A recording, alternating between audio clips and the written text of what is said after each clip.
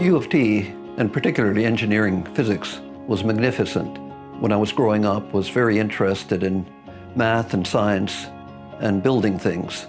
So the engineering physics program was a perfect match for my interests. It had a lot of math, a lot of science. When I got this offer of a job in the Computing Science Research Center, my boss said, "Why don't you do what you think is important?" And I said, "I can handle that job, Charter."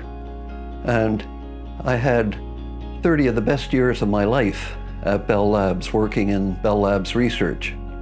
If I look back on my career, I think it's being able to make contributions that have benefited thousands of people around the world.